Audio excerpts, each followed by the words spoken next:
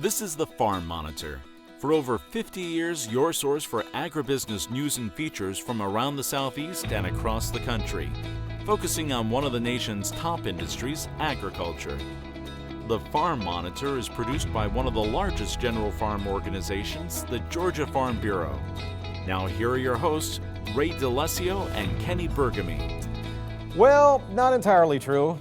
Kenny B is hanging with some folks in D.C., therefore you've got me all to yourself for the next half hour, and this show promises to be a good one. Straight ahead, if you're a farmer or producer affected by Hurricane Michael and wondering how you go about getting your money, we've got all the info you need coming up in just a few short minutes. Farm to table? Well, kind of. In this case, it involves aquaponics, and the food that's grown ends up on the plates of students at Georgia Southern. And then later, born and raised in rural Georgia, they're reality TV's newest sensation, the Critter Fixers, and they're bringing awareness to a different side of Georgia agriculture. These stories and so much more starting right now on the Farm Monitor. Each and every day, Georgia's different ecosystems are threatened by a number of invasive species that have somehow managed to find their way to the state. Well, thankfully, there are tools that have been developed by the University of Georgia to help combat these different types of non-native pests. John Holcomb reports. Georgia is home to an abundance of native species, but unfortunately, it's also home to a lot of unwelcome visitors that can harm our ecosystems and cause exponential monetary damage. Things like kudzu, wild pigs, lionfish, and the tegu lizard, and that's just naming a few. For something to be considered an invasive species, it's got to be non-native, usually non-native to the U.S. is usually when you would put it into that category, and then causing some kind of economic, environmental, or human health harm. Invasive plants and species cause billions of dollars in damage each year all over the country, which is why the University of Georgia started the Center for Invasive Species and Ecosystem Health back in 2008. Where people like Chuck Bargeron have been working on resources to help fight this costly issue. Our primary mission is outreach. I mean, what we do is extension, is outreach, and we do a lot of that through the development of information technology tools. One technology tool they started is this website, which is essentially a database to help identify and track invasive species. It was built as a way to track invasive species all across North America.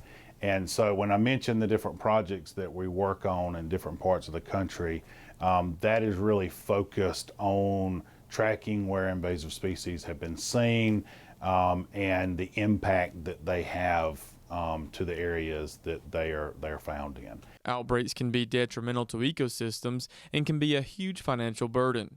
Thankfully, here in Georgia, we haven't had any major problems, but that doesn't mean it couldn't happen. We have been very fortunate that we have not had a species that has come in and really devastated one of our strong ag or forestry industries in the state. And that is where, the awareness and keeping, eyes open for new things is really important, because being able to stop something when it's in the early stages is a whole lot cheaper than having to wait till it really explodes. The website is free to use and has several resources on there to help prevent an invasive species outbreak here in Georgia. We've got a lot of those on our various websites that we manage. Our URL is bugwood.org, bugwood.org. We have a lot of materials on there. We have a homeowner's guide and a landowner's guide, specific for Georgia in terms of what folks can do and what to look for. Reporting in Tifton for the Farm Monitor, I'm John Holcomb. All right, John, very nice job, sir. Now, meantime, some very important info to pass along.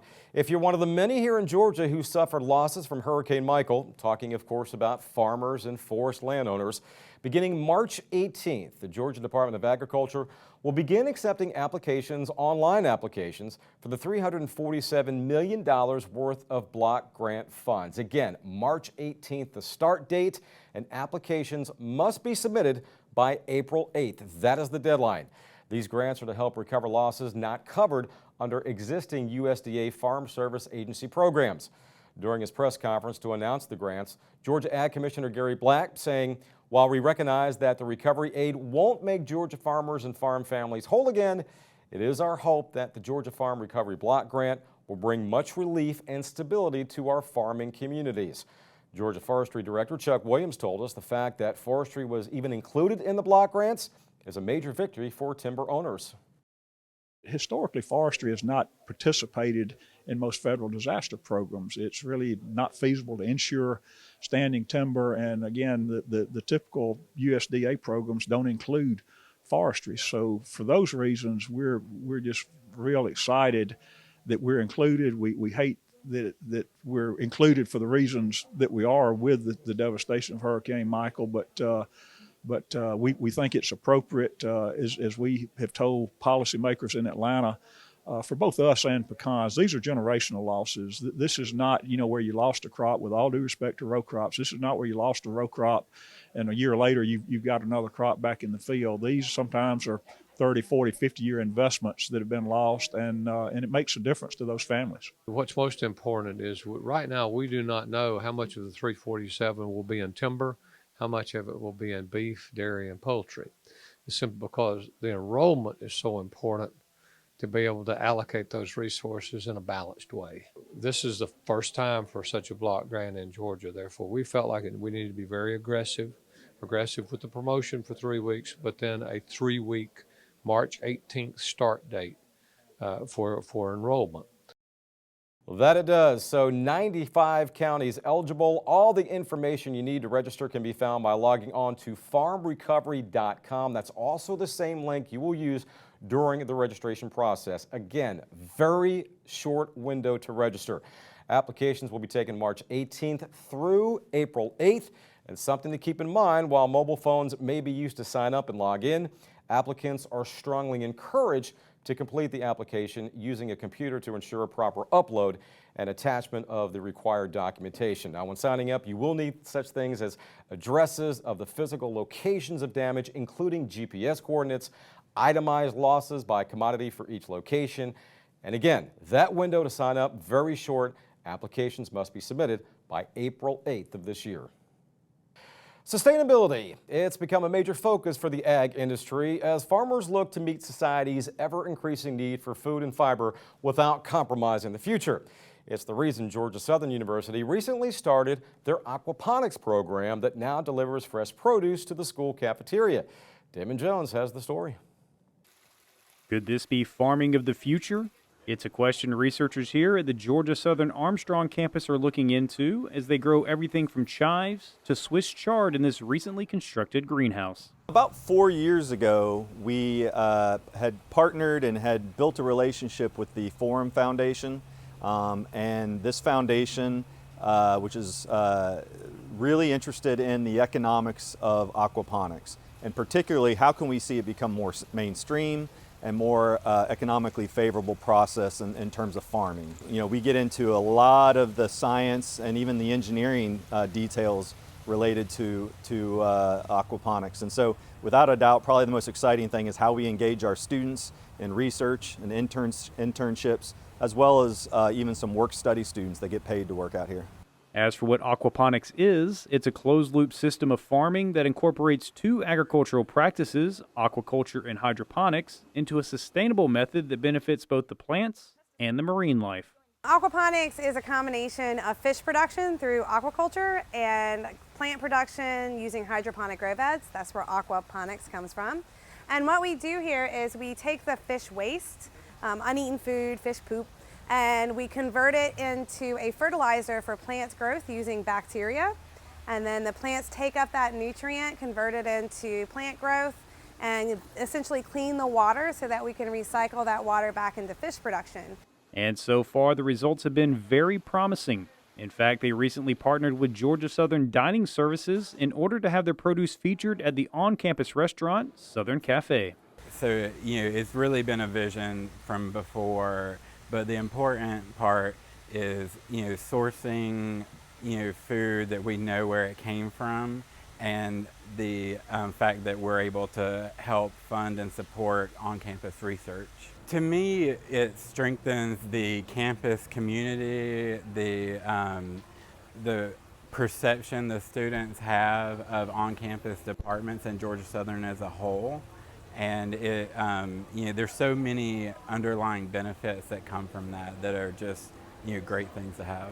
Despite the progress, there are still some obstacles that need to be overcome in order to make this a viable option in the future. However, it's research that might prove to be essential in an ever-changing agricultural industry. One of the big challenges has been pest control because the water is circulating through the entire system. We can't use any types of pesticides, not even organic pesticides, because they can cause poison. They can poison the fish. It's toxic. There's a lot of inherent advantages to aquaponics, such as the environmental is a great example.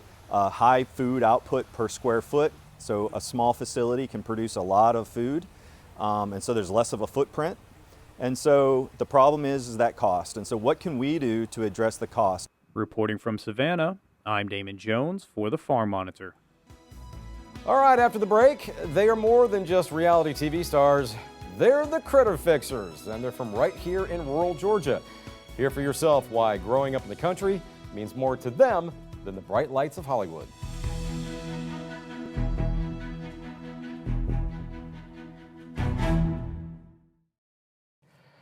By their own admission, they're just two country boys from Georgia who grew up and fulfilled a lifelong dream of becoming veterinarians. Eventually, they partnered to form Critter Fixer, which caters to both large and small animals and is located in Houston County. But somehow, some way, their story reached Hollywood, and now the dynamic duo are TV sensations. Come in the door, you're gonna get one of us. Who ever thought a country boy would be working on a chinchilla? I like it, I like it. Appreciate it, brother. They're best friends. So we fix critters. So he came up with Critter Fixers. That is country. Like we country. Doing what they love. Teamwork made the what? Dream work. And treating everyone like one of their own. What you think? Don't bite my nose. Wish we could stay a long time with you. It's just part of their southern charm. Beautiful. Critter Fixers Country Vets. New series Saturday, March 7th at 10 on Nat Geo Wild. Yes, if there's a critter that needs a fixin', Doctors Bernard Hodges and Terrence Ferguson are on it. Doesn't matter if it's equine dentistry or conducting exams in front of students at Fort Valley State, their alma mater. These two have a passion for veterinary science, and that passion and enthusiasm, not to mention their entertainment value, is what caught the eye of producers at Nat Geo Wild. My two favorite class clowns. For sure. Here we are. And I say that with all affection. All affection. Just looking at the promo, I mean, this looks like it's entertaining, it's educational, and you guys have a lot of fun. Tell us what we're going to see with this show. You're going to see a lot of fun. You're going to see almost like the Three Stooges. You know, you might be like, no, no, no. You're like, now see, we just have a lot of fun. You know, we don't take the profession lightly. Veterinary medicine has been good to both of us. But we also bring our twist. I mean, you know, there's, I guess what they say, about 1.7% of practicing veterinarians are African American. We kind of bring our own twist to it. We have fun, so we don't take the platform we have to kind of bring kids along and so that they can see that they too can be veterinarians, you know. Even me, I wasn't sure because I'd never seen a black veterinarian. And it wasn't until I was a junior in college that I saw my first black veterinarian. And it was at that time that I was more assured, like, okay, you can do this because he did this. And that's one of the platforms that this show provides for us, is that you can see two minority in two senses. Minority in that we're African American, also minority in that we're males in the profession of veterinary medicine now, so that you can visually see it, and that means that you can achieve it because we have. So it provides a platform, and we're real proud of that. Yeah, you know, and Bernard, we talked a little bit about it. The other thing I really like about this show too is, hey, Georgia agriculture is going to get highlighted, Yeah, for sure. and we're going to see a lot of it. I mean, talk of about the filming process, maybe something. That's the beautiful thing about this. I mean, we talk about Georgia. I mean, it's, you know, from our voices to the lay of the land to the drones. When they go over and look at the crops, we go throughout Georgia. We went to go see a camel in Covington, Georgia. We went down to Montezuma to where the Mennonites are located. So we, and did some sheep.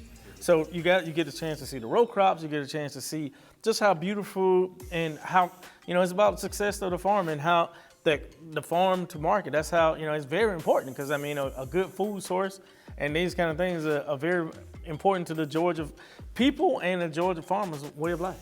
What was it like when Hollywood called you guys? Again, because you say it all the time, we're just two good old Georgia boys and things, but then Hollywood calls and were you like, why me or why us? It was. It was crazy, and we now go out and talk to kids all the time, and we can really say it doesn't matter. If you're good at what you do, they will find you. Here in Georgia, large animal science, veterinary science here, and it's so important. Are you trying to maybe push more students towards that? Because there is such a need for large animal, vets here in the state. There's a need. We actually just did something for the GVMA. That's the Georgia Veterinary Medical Association. We talked about the need and how really it's about production. Actually, if you can, we're seeing so many farms go away. The dairy farms you don't have as many. So it's about teaching husbandry and showing the farmer that, look, we can work together and we can make your farm more profitable. We can help produce more cows. We can help with the goat population. With this huge Hispanic population Georgia's starting to see, there's a need for more goats. So it's just teaching the husbandry and showing those different things. And there is a huge need, especially in the rural areas like this, for people who do both. People tend to only go do small animals, but you gotta do both.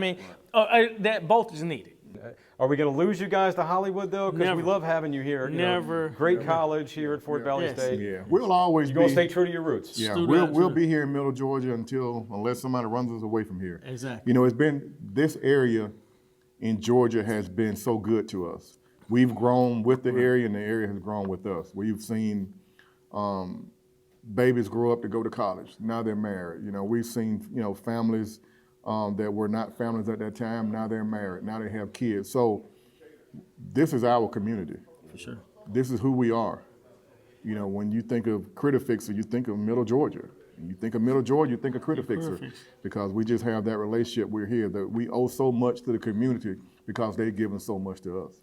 And we'll be Georgia boys till the day we die. Especially after going to L.A. and going into L.A. traffic. Yeah, we don't want any part of that. Two country boys walking around L.A. We was walking around like, I know people looking at us when we was walking around. I thought it was Rodeo Drive. It was Rodeo Drive. I'm thinking, what a lasso. Somebody come on. Hey, we didn't know cowboys out here. I'm like, is somebody gonna come out here and lasso? Yeah. We walking around Rodeo Drive. I'm like, no, it's Rodeo. Oh. So we'll be right here. Yeah. They are some characters, aren't they? Well, as we always say, if you missed any part of this story or others on today's program, you can still see them in their entirety at our YouTube channel, The Farm Monitor. We also put the entire show up there as well, so do check it out.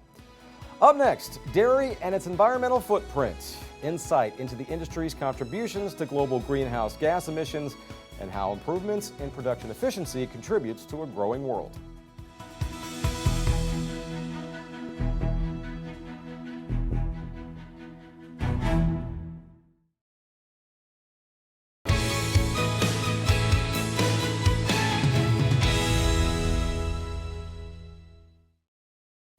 When I was a little boy, we had 3 billion people in the world.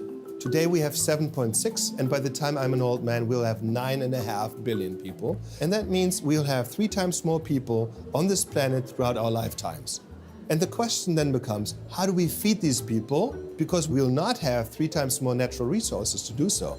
So how do we satisfy that demand? That's the question of our lifetimes. We have to become more efficient in how we produce food. People around the world think that modern agriculture production is harming the environment, that we're going the wrong way, that we need to revert back to the 1950s. And that's not true. Back in 1950, we used to have 25 million dairy cows in this country. Today we have 9 million dairy cows, but we are producing 60% more milk with this much smaller herd. That means the carbon footprint of a gallon of milk in this country has shrunk by 2/3. So in the United States today, we produce approximately 23,000 pounds of milk per cow per year. It takes about 5 cows in Mexico and approximately 20 cows in India to produce the same amount of milk as 1 cow here. Today we are actually the envy of the world with respect to how we produce dairy and beef and all the other commodities.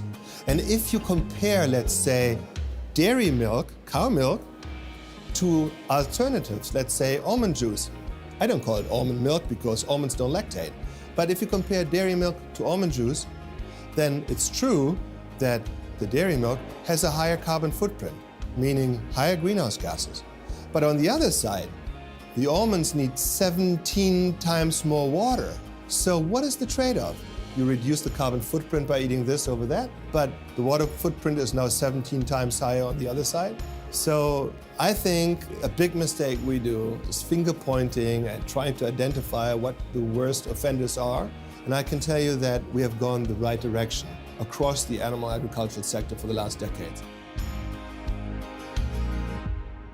We know that ruminant livestock such as beef and dairy and others produce greenhouse gases such as methane. The question is, how significant, how great an impact is that on the overall changing climate? We've done a lot of research over the years quantifying those impacts, and now we have a really good feel for what the contribution of the dairy sector is on the nation's greenhouse gases. In the United States, these impacts amount to 2%. So 2% of all greenhouse gases in this country stem from the dairy sector. And globally, all US sources, everything we do in this country combined, equals 12% of the total global greenhouse gases. 11 of the 12% is fossil fuel use in the US, and 1% is everything we eat in the United States. Half of that 1% is plant agriculture, the other half is animal agriculture. One thing that's really important to note is that not just have we, through groundbreaking research, found out what the contributions are, but we have identified ways to further reduce those emissions.